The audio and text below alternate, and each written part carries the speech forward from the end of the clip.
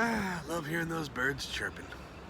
Oh, hey, everybody. Just banged my hand trying to wave to everybody, even though you can see me. How's everybody doing today? I had a pretty cool Zoom whole class pledge meeting today. Those of you that participated, great job.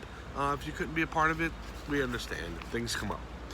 Okay, so today we're going to be reading our new grade level story, Biblioburro. Biblioburro is a very long sounding title. Biblio is biblioteca is the Hispanic word for library. Burro, well, I'm not going to tell you what that means. We're going to find out what that means in the story, but I'm not saying anything yet. So this starts off by saying that it's a true story from Colombia. So we live in the United States, which is up here, and Colombia is in South America.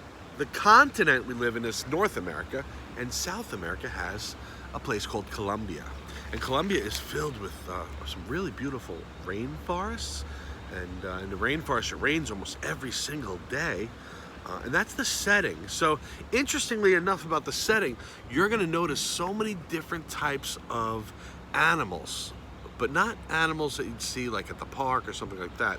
You're going to notice things like iguanas and lots of butterflies, a toucan.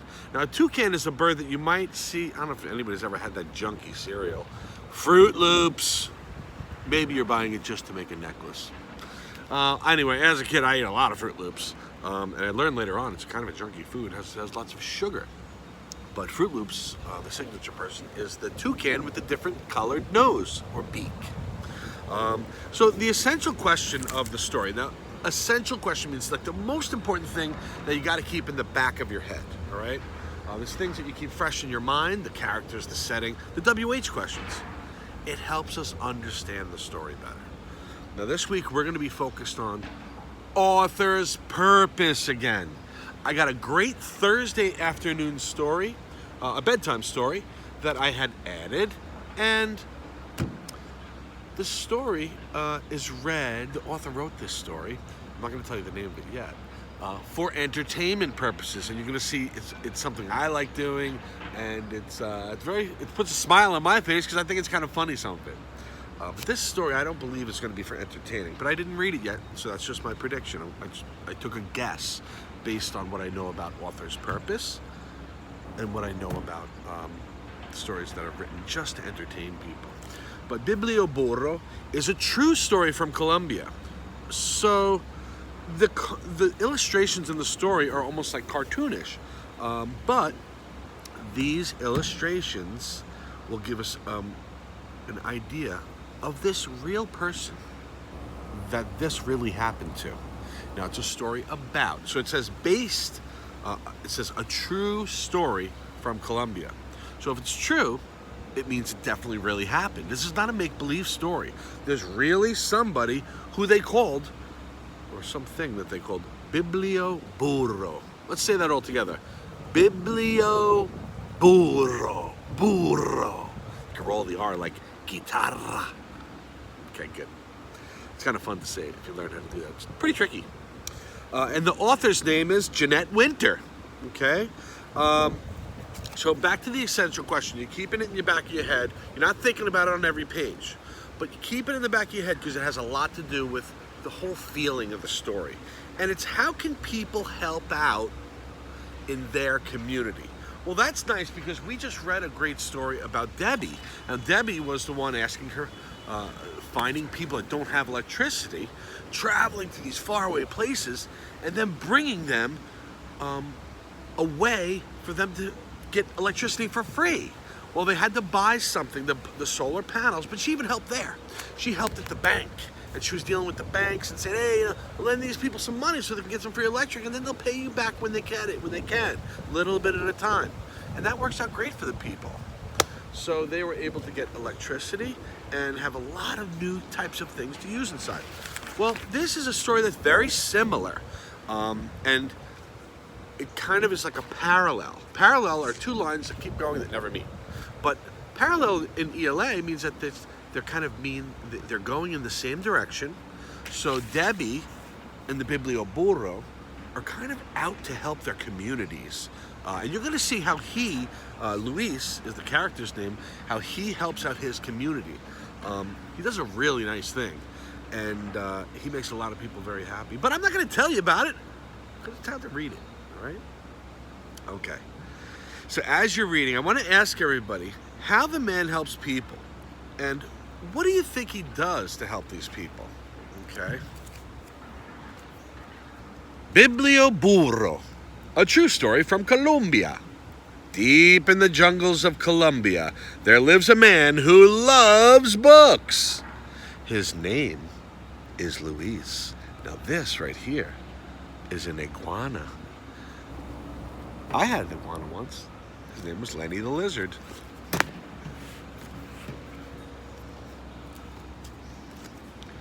As soon as he reads one book, he brings home another.